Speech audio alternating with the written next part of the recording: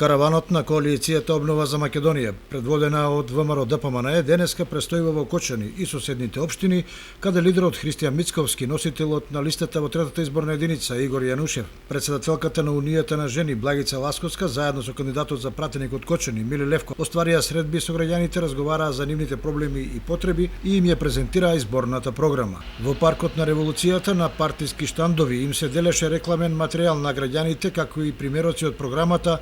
што Мицковски даде изјава за медиумите. Можам да кажам дека ниту овде во Кочани не останала незабележана во негативна смисла трогодишната пандемија предводена од ова раководство на СДСМ и Зоран Заев. Тешко се живее, машно се живее, лоша економска, социјална, па и здравствена ситуација и овде во Кочани. Затоа ВМРО ДПМНЕ и победничката коалиција за обнова на Македонија ќе се обиде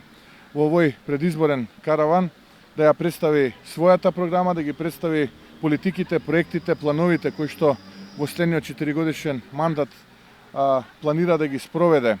ширум целата држава. Она кое што ВМРО ДПМНЕ го планира во програмата се минимум 640 милиони евра субвенции за земјоделците во еден 4-годишен мандат. Користам оваа прилика да ги повикам и граѓаните овде во Кочани да излезат масовно, се разбира почитувајќи ги мерките за заштита на здравјето, да излезат масовно затоа што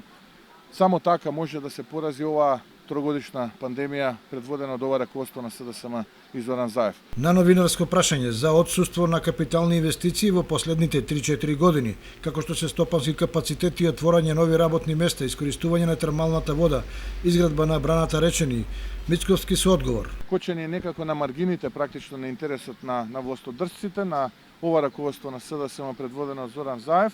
Буквално не е поместено ништо, единствено нешто што е направено е буквално негативно, а тоа е чекор наназад од она кое што тие го наследија во 2016-2017 година. Ние имаме програма на 360 страни содржана на стратегија за економски развој, вклучително и економски брз развој на Кочани, реализација на капиталните инвестиции, но ние еве денеска сме веќе 4ти ден во кампања, ние се уште не успеавме да ја видиме програмата на СДСМ. По обиколката на регионот, караванот на ВМРО ДПМНЕ во вечерните часови повторно ќе оствари средба во паркот на Револуцијата во Кочани, каде председателот на партијата и кандидат за премиер Христијан Мицковски ќе ги презентира суштинските столбови на изборната програма, срочена во над 360 страници.